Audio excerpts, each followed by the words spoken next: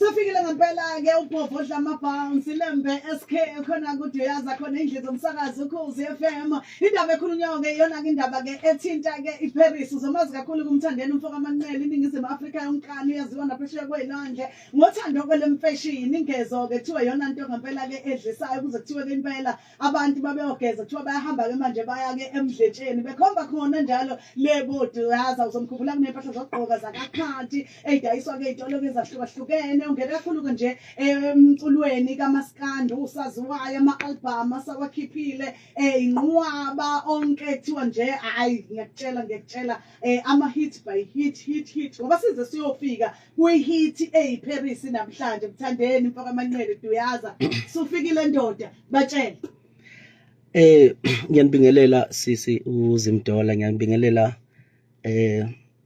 nala ibhungelisha ninjani kodwa umsakazo obusha ngiyabingelela abafowethu ngibingelela abalaleli emakhaya ngiphinde ngibingelela omama nomkhulu nogogo ngibingelele nezingane ezincane ezikhona njengamanje zilalele umthandeni SK umnikazi weParis lo bingelelayo ke umshovu enkani kwabanenkani ngindlaba ephika kwamambatha sebesula amadevana ninjani siyaphila yeah kulonyaka 2023 mfowethu ukhipheke ingoma oyenze noLwandle nkulu vele yathandwa kakhulu iningizimu Afrika yonke idlalwa zonke indawo kumanje ino11 million wabantu asebeyibukile ku YouTube lengoma ke ingxenye ingoma ke eziqokiwe kubalaleli ukuthi ke zizona ezilishumi okungakhethwa kuzo ke ingoma ke ezohlukanisa unyaka kuthini uPaula kwakho ngalolu daba olukhulu kangaka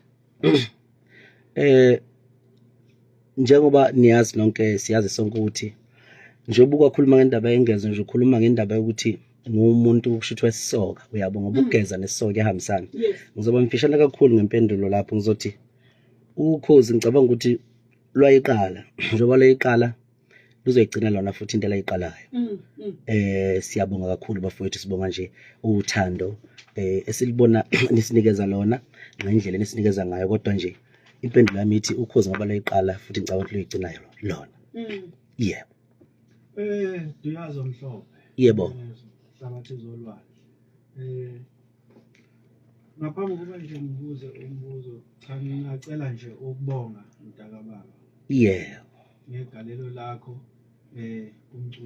umculo kaMaskandi siyabonga kakhulu mfethu ukusimela singamaciko yebo sifunda okuningi kuwe ngabe mangabuza nje umbuzo ube munye ukuthi mawubheka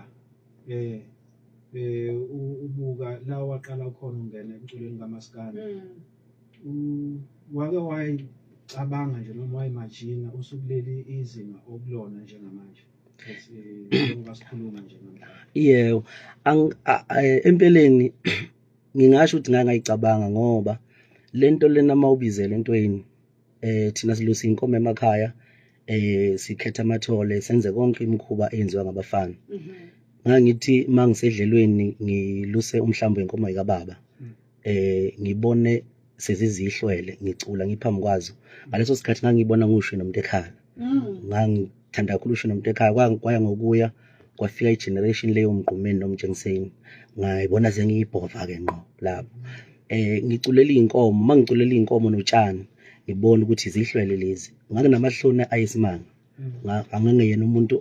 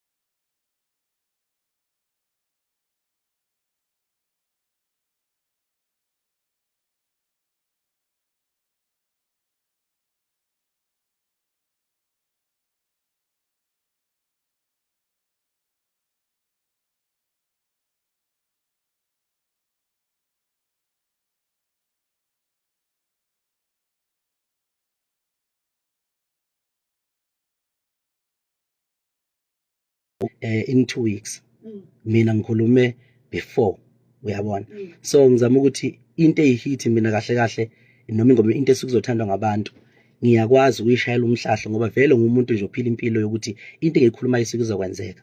Nento engiyisolayo isuke isolisa leyo nto, uyabona. So ngikanjalo nje. Asikhulume ngokuba ibrand kwakho naleli zinga leli osekulona ukuthi njengomculi nanjengomthandeli ngiyazi ukuthi khona nabanye abantu futhi ababukela kakhulu kuwena, bakhona nabanye abaculi futhi ababukela kuwena. So uyiqoqa kanjani wena njengebrand nanokuthi ube isibonelo esihle njengomuntu oyibrand, ukwenza kanjani ukuthi ukwazi ukuqoqa lokho ukuze kuphile kuwe ube isibonelo esihle? Yebo, okokuqala nje ibrand mina ngaziwa ukuthi ngiyigcokama, ikhona ukuhamba phambili nokuthi ngiyacula. Umsebenzi wami ngiyawukhathalela. Uma ngiyongena e-studio angiculeli umuntu ongithandayo kodwa ngiculela umuntu ongangifuni ukuthi akangifuni. Ngiphinde futhi njalo uma ngiya kuma-event ngithenga ishirt elisha elimhlophe. I-event ne-event ngisuke nginento emhlophe engizoyiqoka ngoba ibrand ngavuma, uyabona. Ngiphinde futhi ngikulungela ukuthi makuzoba nodaka lapha ngoba kungoDisemba nje lapha engiyakhona, kufanele uma ngifika begcwele udaka abanye abantu mina langabikho kumina, uyabona. Kunezinto ezithile eziningi bese kuzoba nanokuthi ke ibrand yami ayihambisani nalento yokukhuluma kakhulu, uyabona. Ihambisana nokuthi ngenze into nje abantu bechazeke. Ingakho uzothola ukuthi khona namatema lombhemu ugadla lapha bethethiza njengamafuphe ezinyoni. Ngoba isikhathi esiningi ivele impilo esiphilayo nabafowethu labo omshovu nani sihlale kudlalwa nje kumnandi sihleka. Abantu abaningi bafihlelekile uqobo likaMthandeni ukuthi umuntu onjani until uze kufikele izinto zo TikTok nokuthi kuvuleleke o live sijwayelo ungena live bakhani be understand ukuthi awukanti lo mbhemu nje, uyabo. Abantu bebazi ukuthi uMthandeni umuntu ophakeme ngoba egqoka amashethi amhlophe, umuntu oyitshelayo, umuntu ongabathanda abantu. Kodwa manje mase kuvela lezi zinto bakhani be experience akhe impilo yami ukuthi lo muntu kanti unjena, uyabona. Okay, mzuzu basho midnight lishayile ihora lesishiyagalombili ngobuza ke emlalo weKhozi FM. Sinaye ke uMthandeni SK insizwa la kuyona ke khipha ingoma ke iParis hamsana naye ke uLwandle unkulu impisi la khoma ke namhlanje la kunamba 100 SK Masika Road. So gijima nje si dayise masibuya ngapha sibuya nayo ke le ngoma le okuyona ke esusa umsindo.